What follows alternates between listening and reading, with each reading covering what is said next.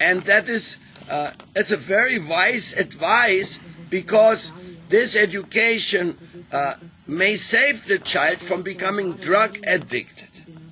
But if the child doesn't really understand it and has that conviction of his own, then the good advice was not enough. And still, I mean, who hasn't heard in this world that you shouldn't take drugs? Everybody knows it, but still people take it, they become addicted, and they lose the right track of life. So it is a very precious example here that authoritative instructions are not enough. You have to win somebody's heart. If you want somebody to learn from you, first win their heart. There's like a saying I always give to the devotees when I send them out on mission in any other country. I say, you go there to love the people the way they are. Don't go there to love them if they become the way you want them to be. This is not right. If you want to go to a country and preach there, go there to love the people the way they are. And then when they feel your love, they feel that you have a sincere love for them, then they become eager that they want to maybe learn something from you. They maybe even want to change some of their habits, which are difficult to change. Any habit is difficult to change. So if you want people to change their habit, what may be coffee drinking, cigarette smoking, sleeping long in the mornings, arguing about everything, always wanting to have the last word, and so many habits. Eating in a certain way, sleeping in a certain way, everything. So the habits condition people, and they may be the cause for the trouble they have, but still, to teach them how to reach them, how to be successful in this, it's a real art of being an authority. Authority means something which is 100% beneficial. 100% beneficial for the spiritual upliftment of the person. That is the mission of authority. Authority is not something to simply make some temporary use of a certain circumstance. Yes, there's also traffic authorities. And if you don't follow the traffic authorities, then most probably you're going to have a crash or some other problem. So traffic authorities have a relative position of absolute importance as far as your life is concerned. And if you obey them, most likely you'll be faring well in the traffic, unless you meet another stupid who he doesn't follow the rules, and you may be not guilty for the accident, but you may be involved in it just as well, because somebody else did not obey the traffic authority. So there's material authority, undoubtedly, and you love authority when it comes to your need.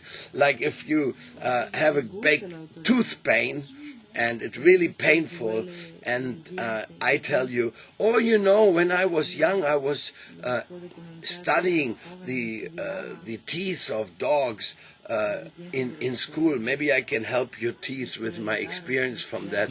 You will say, oh, sorry, I need a dentist right now. Somebody who studied, and somebody who knows, and somebody who has all the machineries. That is the authority I want to go to, because I have a big problem in my mouth. So it's like that, self-acquired knowledge, it may be valid sometimes, but it's not valid at all the times if it is only an imaginary thing. It has to be truly an acquired thing. Therefore, you can say you can judge a tree by its fruits.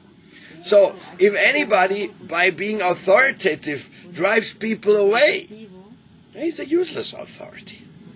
If somebody, by his authoritative declaration, makes people unhappy, he will not last very long as an authority.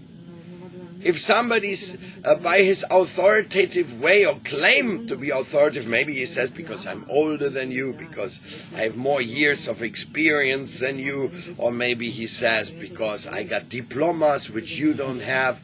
So people may claim authority due to some external features, but if they do not fulfill the inner need of authority, if they cannot capture people's heart, like for example, especially interesting in a temple community, because temple community is very authoritative, because Krishna is autocrat. He's the supreme autocrat. Krishna does what he likes, and you have to accept it, because he's God. If you don't like it, it's your problem. Because God is God. But how does God act? He speaks to Arjuna, says this is the truth, now you may choose if you want to accept it or not. In other words, it's God's authoritative decision to give freedom to us.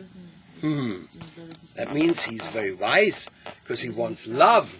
God wants love to sprout. Sometimes we want freedom so that we don't have an authority, which means freedom not to love. Because if you want freedom for love, then you don't know what is love. In love you lose your freedom. The mother is not free. She has to run when the child is screaming. She has to do so many things. Mother cannot say, oh, I want to go to the disco now. I want to be free. But the child is unhappy. The child has not done the schoolwork. The child is helpless. And the mother is not free. Mother is enslaved. So this is love. This is mother love. That's why we glorify mother love. She's so beautiful, this mother love, because there's so much sacrifice involved. So when you come to a temple life, of course, nobody should join a temple if he's not ready to learn the basics. Why should he why should he join the temple if he wants to sleep till 12 o'clock? Why should he join the temple if he wants to eat uneatable stuff? If he wants to take intoxication? What is the reason?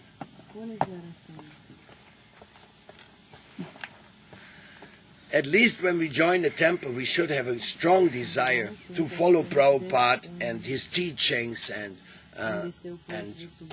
be benefited in this way. But still, when you are learning, when you're a new devotee, there's so many things you have to learn. And the Bhakta leader or the temple president, they have to be very careful that when they give further installments, further instructions to the new devotee, do not make him feel like silly, not make him feel like stupid, not make him feel like useless.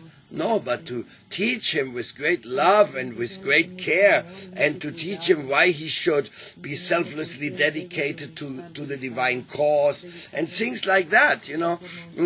There has to be a very sensitive person, very full of love for the person that he wants to educate. And that is really something is not easy to find, because people are just too self-centered. They're just thinking about themselves. And then when they see somebody else doing something wrong, they say, hey, why you do this? This is wrong, you're nonsense, you shouldn't do like this.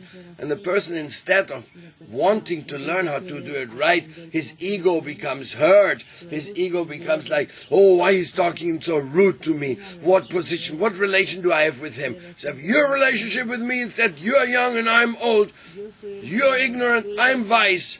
It doesn't sound very wise the way you talk. I'm very sorry, you know.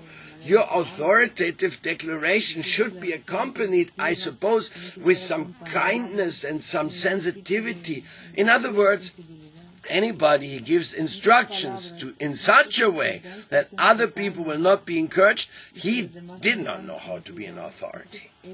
He's not good. He has to learn. Instead of trying to be an authority, he should learn to accept an authority. What is Prabhupada's authority? Prabhupada was the supreme authority.